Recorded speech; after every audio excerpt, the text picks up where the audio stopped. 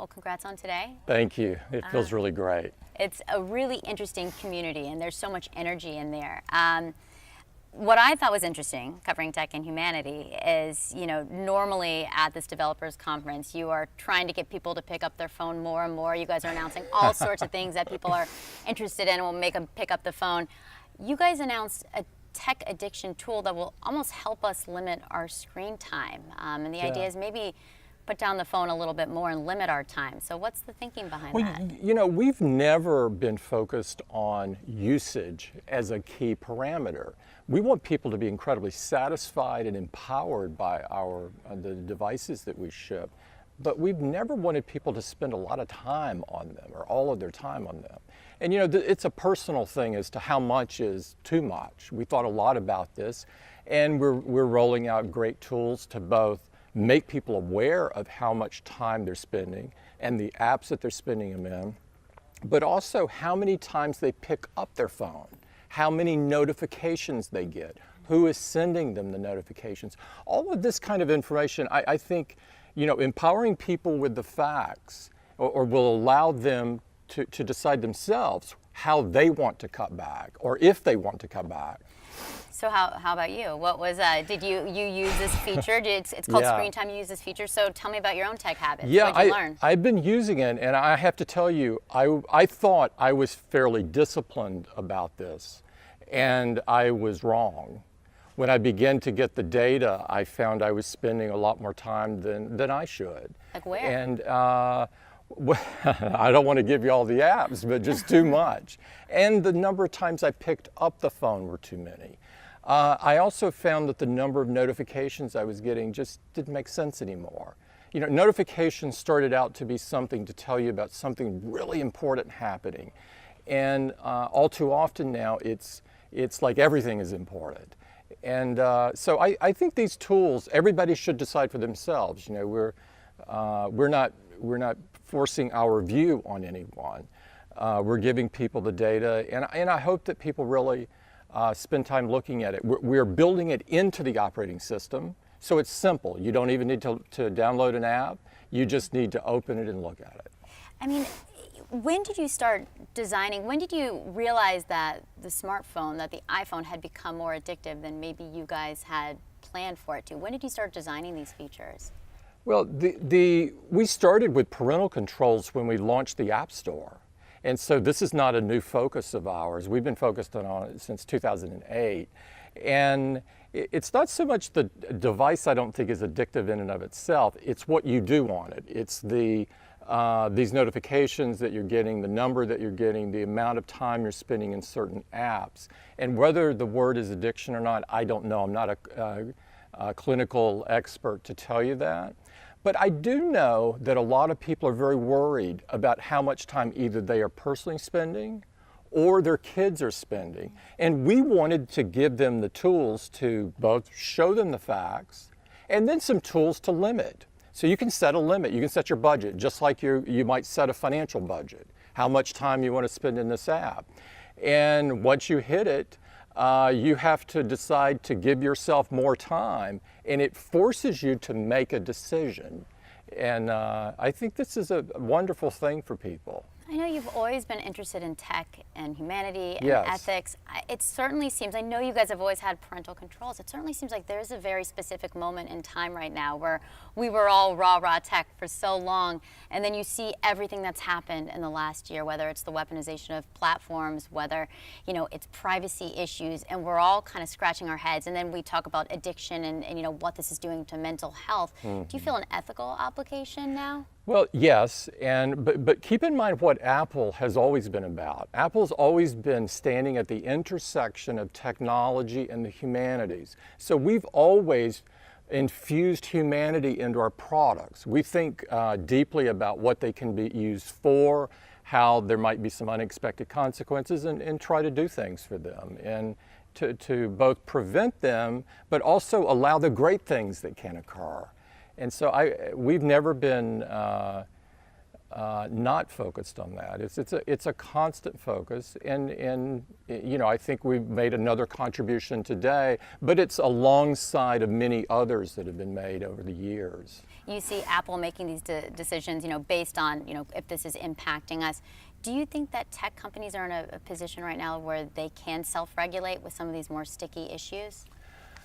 Well, that's a big topic. Generally, for me, I'm not a big fan of regulation. I think self-regulation is the best. But when it's not working, and in some cases it's not working, you have to ask yourself, so what form of regulation might be good? And I think that it's a fair question that many people are asking at this point. What kind do you think isn't working? Well, I think the privacy thing has gotten totally out of control.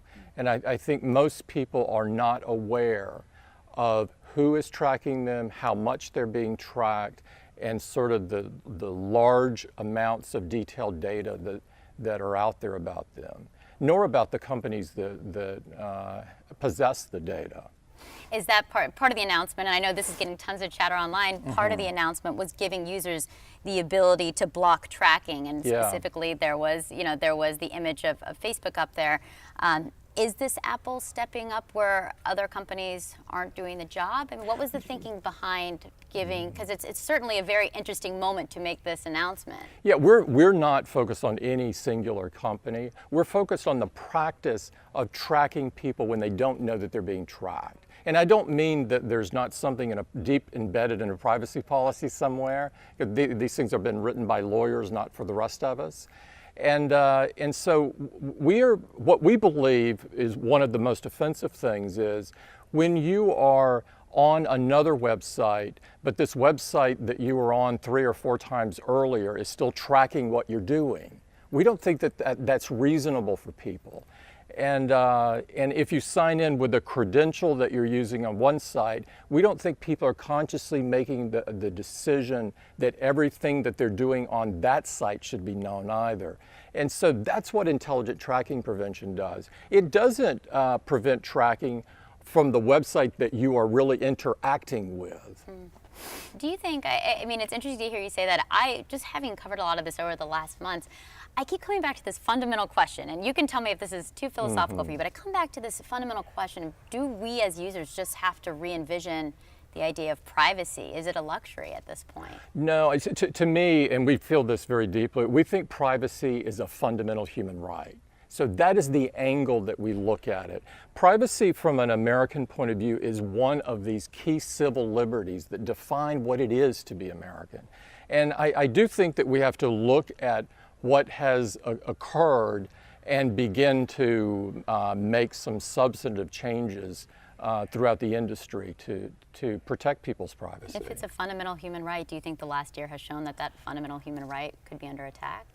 I think it has been under attack, and we've been saying that for quite some time. And I think that it is partly that there were no rails, partly that things happened and people didn't anticipate the end result of some of the things that happened. And so I don't think at this point it's healthy to point a finger or anything like that. I'm more focused on how can we make the web an unbelievable place for not only ourselves, but more importantly, the kids that are on it. I mean, when you look, I mean, a report just came out. The New York Times put out a story saying Facebook shared personal user data with device makers, including Apple. And I know you guys, Apple has responded saying it used the data, allowed users to post photos for Facebook opening the app. I mean, can you tell us today that data wasn't used in any other way? It wasn't used in any other way. Let me be that clear about it. There were first of all, there was data mentioned in the article that we've never had, never received, and never want. And I think everybody that knows us know that that's the case. And so there were some foreign things in there that are very foreign to our company and our philosophy. What we did was something to make it convenient for users to share a photo or something like that, and but not some of the other nefarious things that were talked about. So what do you say to consumers? Because I want to give you the opportunity, because I know everyone always just scratches their head when they hear privacy data. Now you have Apple thrown in the mix, and I know this is something that you care very strongly about. What do you say to consumers who feel like the decisions about their privacy are being made behind closed doors without their consent, even with a company like Apple that prides itself on privacy and user data? Well, I would take exception to that. That's what we're doing. We write our privacy policies in plain language around the world, so people will know exactly what we're doing. And we're not in the business of monetizing your data. If we can convince you to buy an iPhone, we'll make something, right? And so we are not intent on building this mother of all detailed profiles of you. It's just not what we do. We don't think that you want us to do that. And so I would first of all try to convince them that we're on their side. We're the trusted advisor and company here. In terms of but the general issue, I would agree with. The people are not aware fully of how their data is being used, who has it, and I think this has to be addressed in a deep way, in a thoughtful way. What is that way? Give us a solution. Well, I don't think there's a simple solution. I think in some, Europe has passed regulations called GDPR that is, I think they've defined as sort of a first big step. And now a number of companies or anybody doing business in Europe is now subject to these, and there will be some advantages that everyone will have around the world because companies will begin to do some of those things around the world as well. But I think as a society, we have to pull ourselves back for a minute and say, what about yourself do you really want people to know? What do you want them to keep about you? And we have to start being fairly precise about that and stand up for our rights. One of the interesting points today, and I know this is an issue near and dear to you and to Apple, you guys created a Pride feature for Apple Watch. Yeah. Just this morning, the Supreme Court ruled in favor of a Colorado baker who refused to bake a cake in celebration of a same-sex couple. As a leader in the community, as Apple has, continuously stood in front of LGBTQ rights, what's your reaction? Well, I haven't read the opinion, and so I'd reserve the right to read that and deeply understand it before I'd comment on it. But in terms of the general topic, we believe that everybody should treat everybody else with dignity and respect. And that's how we run our company. That's what we expect of each other. And that pertains to all communities, including the LGBTQ community. And so that's the way that we look at it. I mean, how do you view your role as both a business leader and a strong advocate in this community in an administration that's been more insensitive, some would argue has been more insensitive towards the community? I think I have a responsibility and obligation to help people. I mean, I think that is why we're all here on Earth at the end of the day. And one of the ways that you help people is advance human rights. That your generation should always advance human rights. We've struggled as a country and before that as to arriving at that spot where everyone is truly treated equal. We're not there yet. But I tell you, I am so optimistic about America. And I think over the arc of time, we head toward a great place. Tell me about the importance of the developer community here, because I think the developer community, people don't know, WWDC and what it is exactly. Yeah. But this community is vital to Apple. Even as you guys near $1 trillion valuation, this community here today is incredibly important to you guys. They're hugely important, and for your viewers, they write the apps, most of the apps that you will find on your iPhone and iPad or Mac or watch or TV. And so these folks here are 6,000 that are representative of the 20 million around the world. And they do incredible work. They typically focus on their passion. I met a group of students a couple of days ago that were really focused on already what they could do to help others. They were working on accessibility things so that deaf people could use their apps.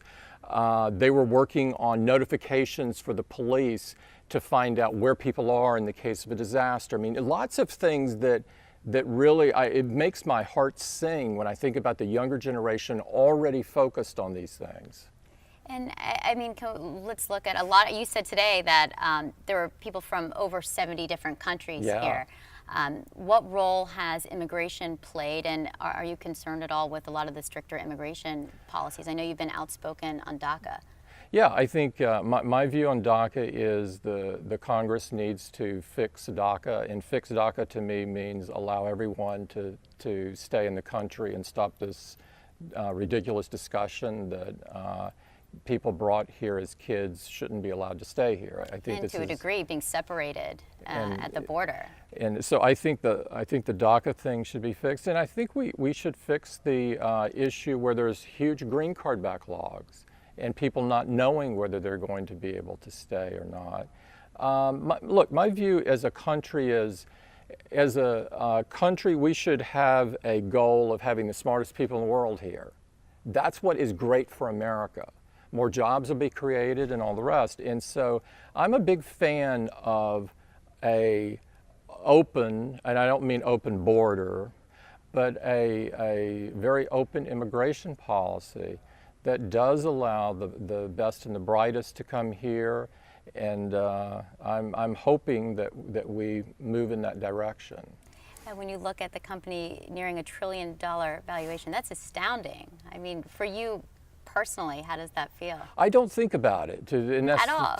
I don't think about it at all. I mean, for us, we believe that if we do the right thing for our users, if we put them at the center of our experience, which we always do, and we're focusing on innovating and delivering the right products, that the results, which are things like market cap and revenues and profits, that will come from doing these things right. So we focus over here.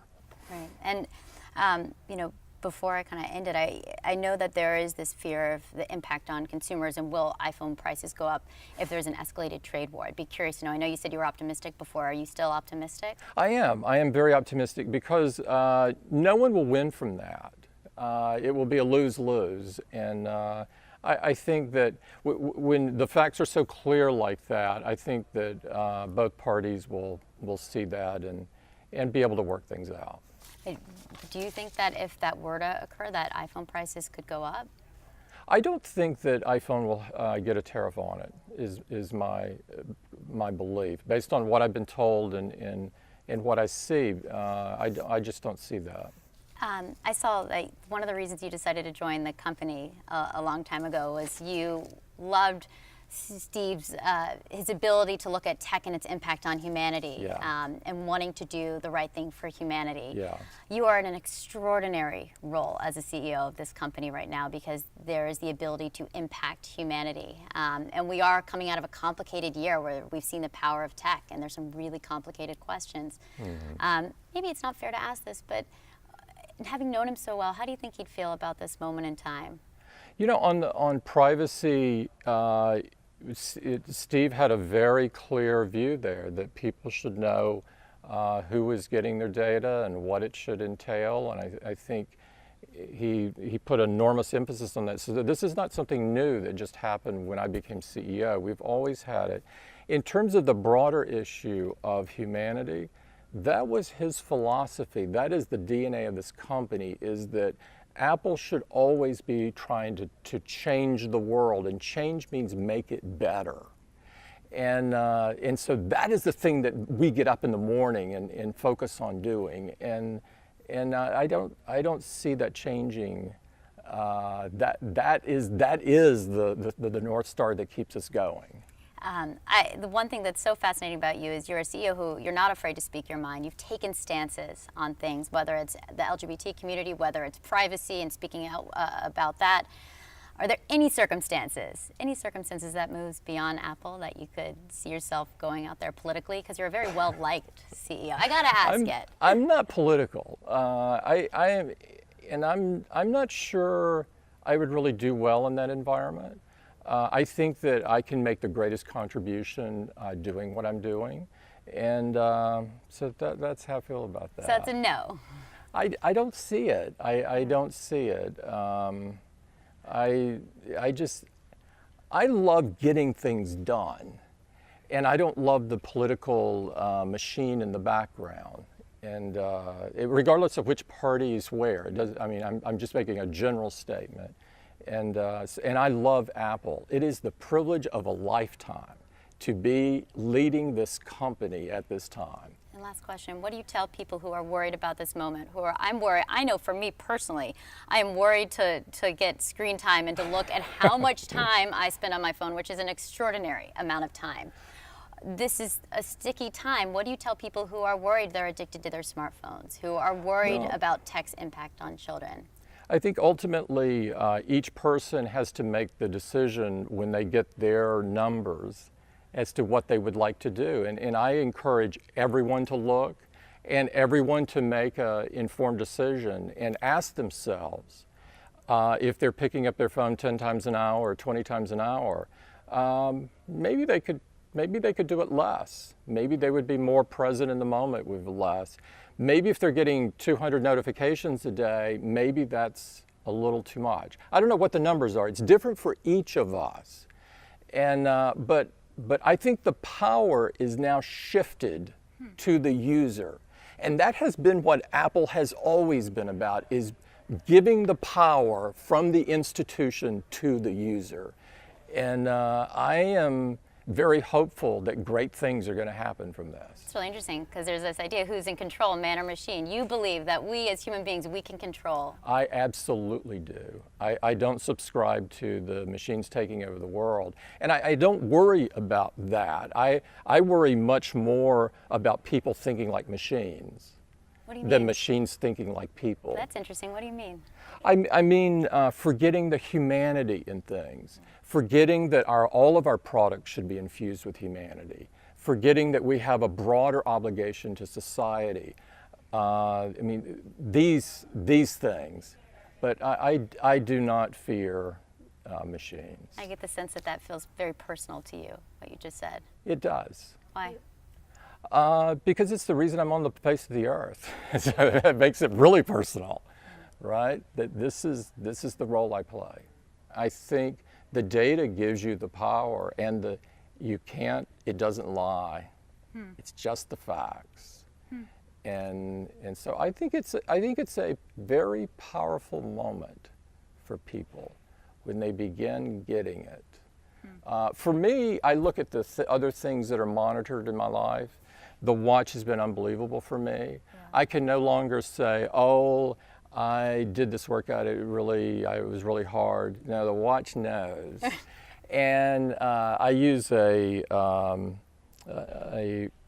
app from a company that we bought called Bet to measure my sleep. This was one where my view of what I was doing and the reality was totally a huge difference. Well, I'm going to be optimistic. Yeah. I like the idea of taking control back. But the power is in the user. And that has been, if you think about Apple, we made video editing software that only very rich companies could afford. We made it so that consumers and prosumers could afford. Yeah. And so this repeats itself over and over and over again.